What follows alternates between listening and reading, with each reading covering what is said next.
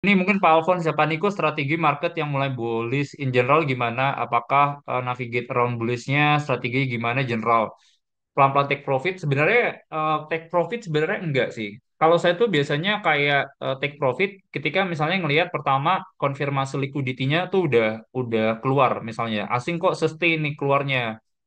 Nah, jadi itu ya. Terus yang kedua, kalau seandainya ada berita yang benar-benar menurut kita tuh jadi um, significance banget ya, dampaknya tuh negatif banget. Nah, itu saya tuh biasanya agak worry tuh misalnya nih Pak Alphonse gitu. Maksudnya ternyata kayak ya kita nggak tahu ya misal pemerintahan yang baru misalnya ternyata kayak dari sisi komposisi dari menterinya ternyata banyak yang kayak politicals gitu ya. Jadi persepsi foreignnya nggak terlalu suka transaksi liquidity keluar. Nah itu saya udah hati-hati banget tuh Pak Alphonse gitu. Jadi ada fundamental changes yang significant yang menurut kita nggak terlalu bagus misalnya buat ISG-nya.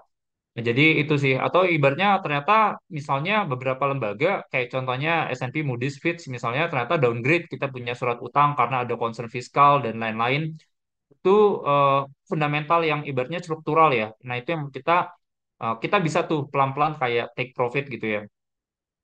Nah, cuman yang ketiga juga yaitu sebenarnya pertimbangannya adalah kalau seandainya indeksnya udah naik terus gitu ya dan udah all time high terus, em, kita ibaratnya kan pertimbangannya kan sebenarnya ngelihat nih potensi upside dari kayak kita kalau misalnya ibaratnya kalau nggak masuk ke ISG masuk ke mana sebenarnya?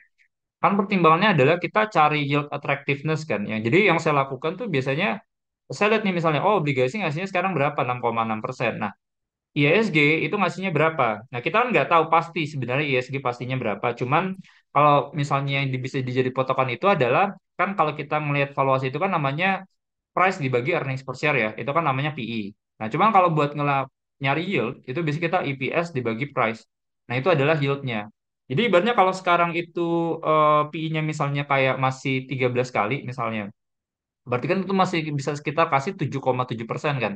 Ini 7,7 obligasinya ngasihnya 6,6. Nah, ini pertimbangin aja sebenarnya. Apakah kita mau ngambil ekses 1,1% gitu tadi ya, maksudnya dengan adanya tambahan risiko karena di saham kan pasti lebih tinggi kan risikonya. Nah, cuman kan spreadnya cuma 6,6 versus 7,7. Pertanyaan itu sih.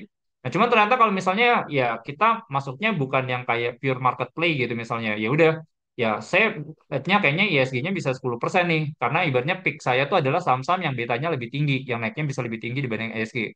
10% sama 6,6 itu masih atraktif mana sebenarnya. Nah, jadi kalau misalnya ini ngelihatnya masih kayak menarik banget, valuasinya masih dapat gitu ya, masih murah, yieldnya masih ada. Nah, ini saya sebenarnya tetap bakal pegang sih. Nah, jadi itu sih Pak pertimbangan ketika valuasinya saya tuh biasanya kalau misalnya valuasinya itu udah di atas 1 kali deviasi gitu ya. Nah, itu saya udah keluar tuh. Risiko valuasinya gede tuh biasanya tuh Pak Alphonse.